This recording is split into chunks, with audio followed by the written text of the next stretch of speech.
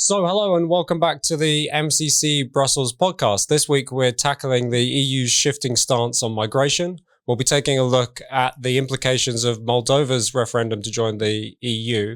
And we're also going to be exploring the relationships with the Parliament and the Commission, especially new proposals that would hand more power to the European Parliament. Today on the podcast, I'm really delighted to be joined by Anna Hegedűs. Hi, thank you for having me. No, delighted to have you on. And also welcome back to our Executive Director, Frank Furedi. Nice to be here. So as a little bonus, we thought we'd also tackle an issue that deserves to be right at the top of the European agenda. And that's, of course, the importance of the porn industry. Now, it sounds like something of a joke, but the European Commission and the Berlin Porn Festival proudly announced that for the first time ever, Commission officials would be involved in the Berlin Porn Festival. Once upon a time, the European Union was involved in a number of issues related to trade and the economy and things. And now, of course, maybe taking a break from involving drag queens in schools, they've decided to get involved themselves in a porn festival. Frank, is this the kind of apotheosis of the European Union? Yeah, I think it's interesting to know that the European Commission is using euphemisms like adult industry instead of pornography, and it's trying to sanitize the whole idea of pornography to the point at which its kind of decadent and arguably immoral dimension becomes entirely sanitized in this particular way. And what I really worry about is that the European Commission is sending out a message to the whole of Europe where basically what they're doing is they're normalizing pornography. They're actually endowing pornography with the status of an industry.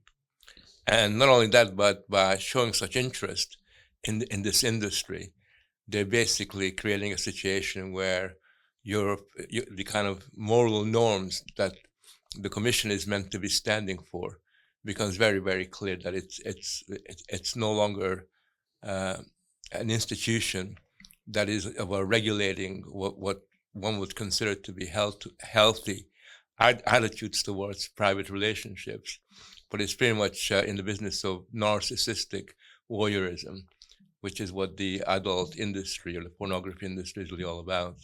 Yeah, Anna, does this reflect a broader trend maybe? I mean, pornography used to be something that maybe you get a brown paper bag full of some dodgy images from a dodgy shop or something, but now it's like very much out in the open. It's something that's celebrated, something that people might even own up to in conversations. People are supposed to be proud about their porn use. Is this just kind of another step of the normalization of pornography? Obviously, but this kind of lowering of our moralities is just unacceptable for me and also really outrageous as a European citizen. So I just find it really weird. And I think by this Commission cannot be taken seriously. I mean, it is one of the leading institutions of the European Union, and its joining to this festival is just completely outrageous. Sorry for repeating myself, but yes. And also, I just don't feel like I want to be a part of Europe, which promotes these kind of values. And I don't think that we can build our societies and our home Europe on this. So to kick us off, we want to tackle the issue of migration. Now, usually on the podcast, we'll be maybe complaining a little bit that the EU doesn't take migration seriously enough, or coming after countries like Hungary that are trying to strengthen their borders and things such as this. The stories in the last couple of weeks have been very interesting, I think, because the most prominent of them was Donald Tusk announcing that he was going to suspend asylum procedures in view of the unstable situation, especially with regard to the Belarusian border and the irregular migrants coming over from Belarus. Now, obviously, if this is something that Viktor Orban had announced, he's suspending asylum, there'd have been a whole host of complaints from everybody from the courts through to the European Commission. But the response to Tusk's announcement, Frank, was slightly different. What have you made of both his announcement and the response to it? Well, I think the announcement reflects the fact that Tusk knows that in a country like Poland, the migration is a huge problem, and that the Polish people do not want to have a situation where mass migration becomes a fact of life. So Tusk opportunistically decided to take this measure, to take this step as a way of demonstrating that he too is no less reliable on this score than someone like Viktor Orban. But I think, as you were implying, what is interesting is that the EU Commission and the EU people who are in charge of the rule of law decision making have been entirely quiet. Didn't say a single word on any of this score. And that indicates that there's a double standard at work, whereby Poland is allowed to violate the norms of rule of law. They're able to violate the decisions that have been arrived at by the European Commission. And they're given a free pass to do whatever they feel like, so long as they're able to preserve the status quo. Because for the EU leadership, the maintenance of the Tusk regime is very, very important.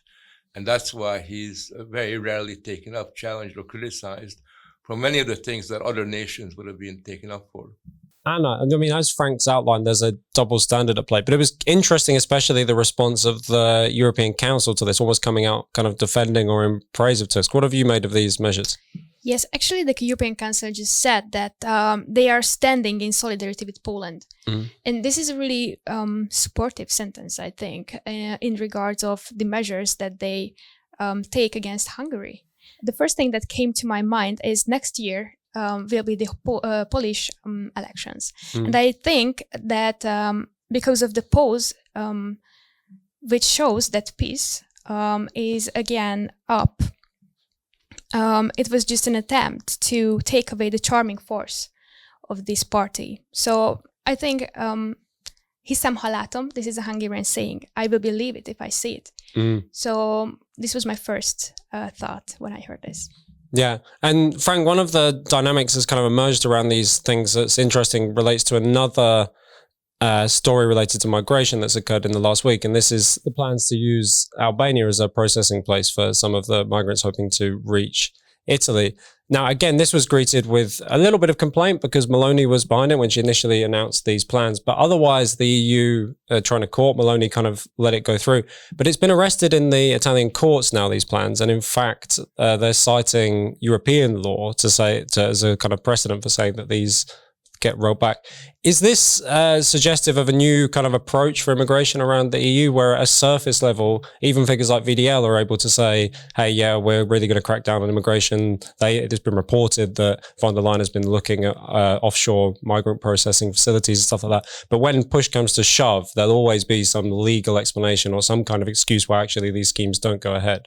I think there's a contradictory dynamic here, which is, on the one hand, the European Commission and the European oligarchy understands that they cannot continue indefinitely with uncontrolled mass migration. They realize they need to do something very, very fast. And for that reason, they're making these symbolic gestures, such as finding other countries where they can dump migrants, at least claim to be doing that, or alternatively, even tightening up the borders here and there. But the problem that they have is that at the same time they've been relying on the courts for decades to prevent certain policy decisions from being realized. And they don't completely control the courts. And given the fact that most of the courts within the European Union are run by people who are on balance sympathetic to mass migration, it's not at all surprising that Meloni's decision was rejected. And therefore, they're stuck in a situation where I believe that the courts will be able to stop, or at least temporarily stop, certain of these acts and gestures from being realized. So that's the tension that exists within the European Union. Yeah, and Anna, I mean, another example of that was Germany's introduction of border controls, at least they say temporarily. But more generally, what have you made of this, as Frank puts it, kind of contradictory dynamic regarding immigration and migration in the EU? I can only recall Viktor Orban's last week's debate when he was talking about migration, I think, because it's one of the main points of the Council presidency program of Hungary. And he said he promoted the externalization of processing migration. And this is what exactly happened in this example. Yeah, and this lends the dynamic really is slightly becoming quite an interesting one, because, I mean, again, to take Poland as an example, they allow Tusk a little bit more latitude over the migration issue, but that's only one of the kind of supporting pillars of the EU elite. For example, as we speak, there are all these efforts going on to take over the cultural institutions in Poland and align them with the values of the Tusk regime. And it sometimes seems almost like a hydra where if they allow some victory on migration, for example, there are other heads of the kind of EU project that still kind of go forward. Yeah, I mean, the most important thing that you can conclude is that the rule of law doesn't matter to them.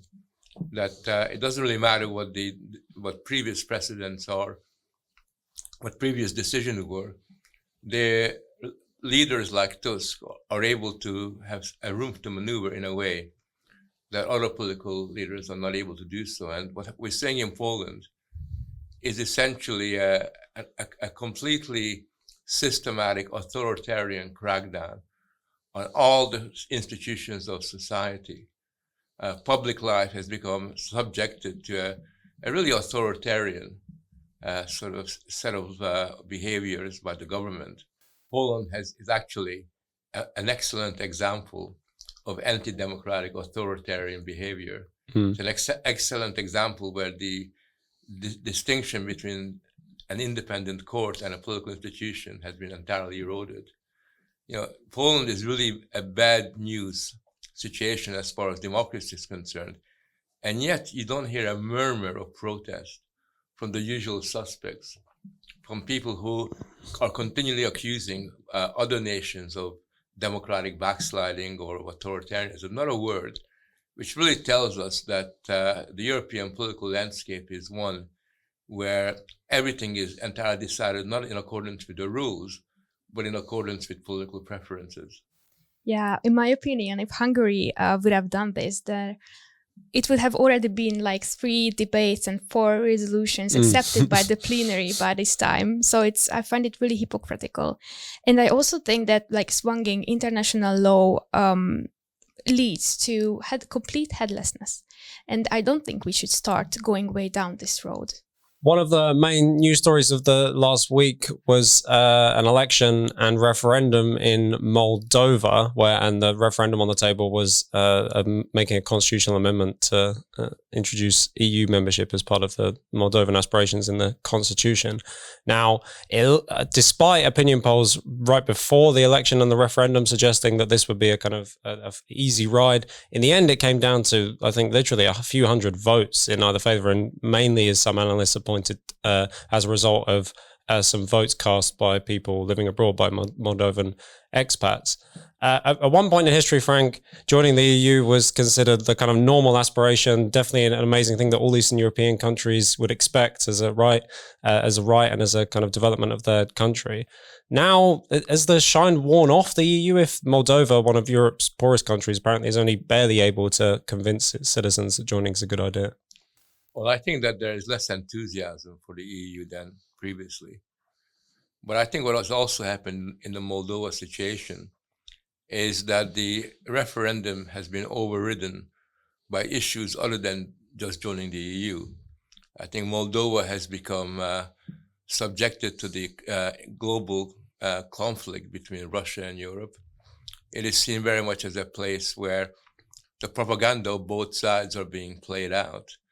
And therefore, the situation is really very confused over there because, to be honest, it's really highly unlikely, I think people know this, that Moldova is going to join the EU anytime soon. And therefore, there's a kind of symbolic, ritualistic character to this referendum. And most normal human beings, I think, in Moldova understand that what's being played out was a propaganda coup or an attempt at a propaganda coup by the European Union. Or alternatively by an attempt by Russia to kind of scupper it, rather than an honest and engagement with whether we are joining the European Union or not.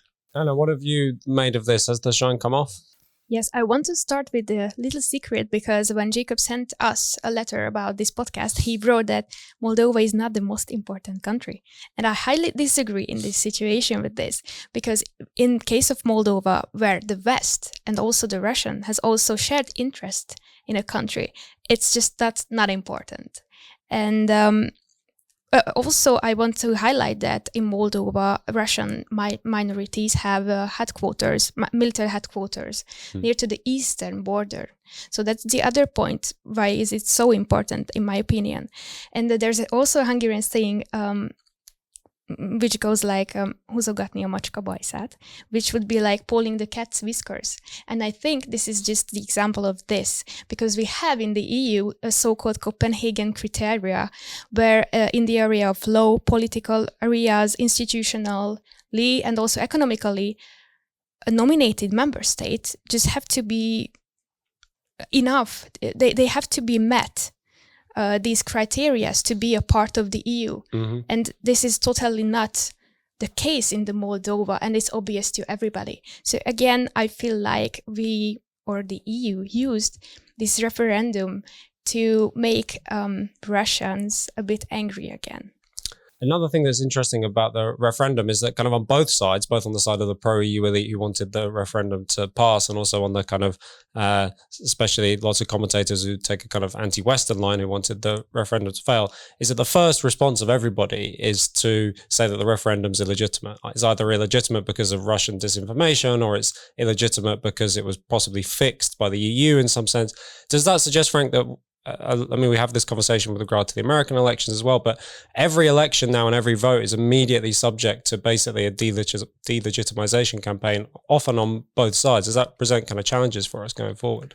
Well, there is a loss of trust and a crisis of legitimacy in our institutions, which plays out every time there's a referendum or an election.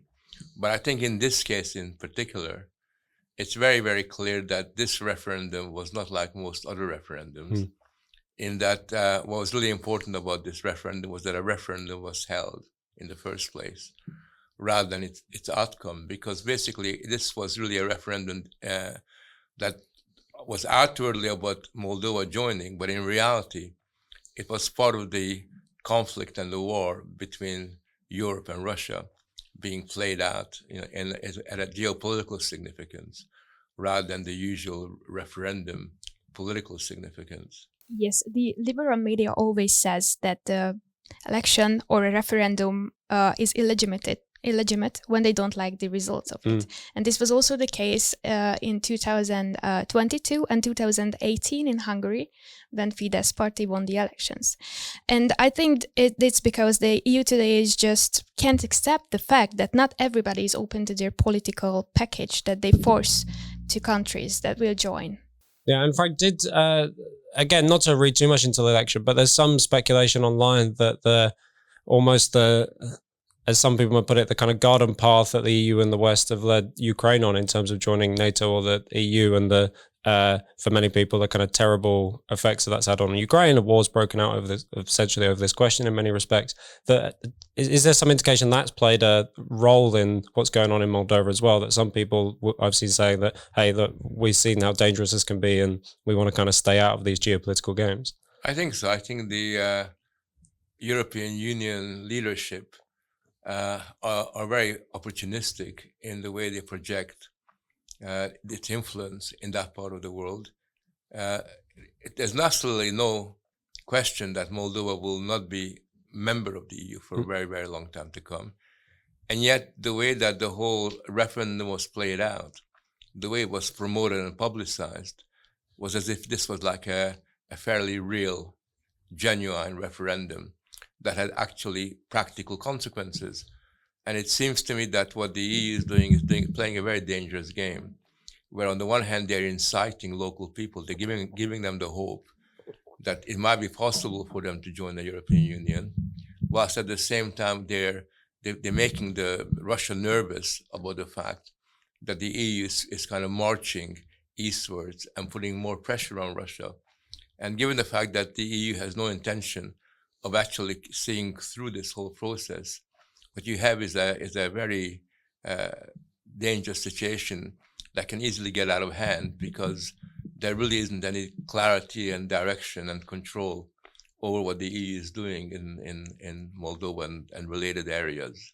So one recurring theme of EU politics is obviously the balance of power between the different parts of the EU. And recent weeks have seen a kind of uptick in discussion about a possible renegotiation of the relationship, especially between the Parliament and the Commission.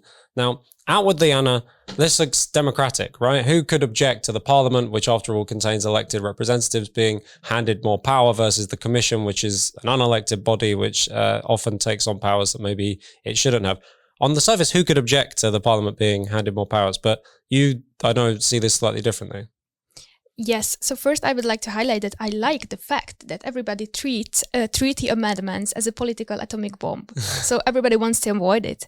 I kind of like this fact, but also I don't like the way it goes, because we want to change and we want to amend our democratic deficits by giving more powers to the European Parliament, which is, in my opinion, not the way to heal it.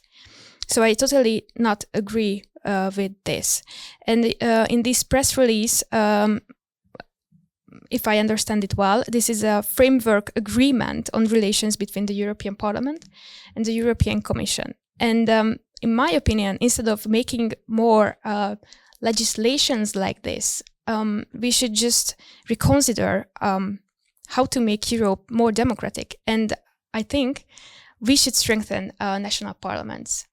So I think one of the solutions would be giving more powers back to where it arises from, to national parliaments. We have nowadays also yellow card procedure and orange card procedures. These are subsidiarity control mechanisms. These are the procedural ways where European Parliament, where national parliaments can affect the European Parliament's work. I would emphasize these solutions more than giving more power to the European Parliament to control more the commissioners. Frank, what have you made of this tussle between the Commission and the Parliament? Well, I don't think it's a tussle. That's what's important about it here, because what you have is a symbiotic relationship where the Commission or sections of the Commission are using people in Parliament as a medium through which their federalist project can proceed. And the way they're doing that is by trying to give Parliament a bit more power than it has at the moment. And given the fact that the Parliament is dominated by a federalist majority, they're hoping that this will legitimate their attempt to take over more and more prerogatives that until now are in national hands. I think it's important to emphasize one point, which is that the idea of democracy in the institution of the European Union, any of the institutions, is nonsense. There is no democracy either in Parliament, nor in the Commission, nor anywhere else, for the very simple reason that there is no demos. There is no European demos, and without a European demos, there cannot be democracy. The only place that democracy makes any sense is within the nation states. What you have is a grotesque caricature of what a parliament is like. The European Parliament is not a parliament like a national parliament. It's not accountable to a particular electorate. It's made up of delegates from different countries who've all been elected by different people, and they have nothing in common with each other. So by extending the power of Parliament, you're not extending the power of democracy. You're extending the power of those cliques who have a very strong position within the Parliament itself, and you're using these individuals and the pretense of democracy that they somehow seem to convey as a way of making the federalist project more palatable to the European society. So if the so-called tussle between the European Parliament and the Commission doesn't necessarily inspire us with thoughts of democratic freedom, there is obviously one event that's very pertinent to today that does. And you'll notice that Frank and I are wearing pins of Hungarian flags, and Anna too, with this bullet hole in. And that's because today we're recording this podcast on the anniversary of the Hungarian Revolution of 1956. Now, just to end, just a quick word on, obviously, the two of you Hungarians. I'm inspired by that event as a kind of external observer, but just to end, thoughts on what we can take from the moment of the revolution that might inspire us a little bit going forward.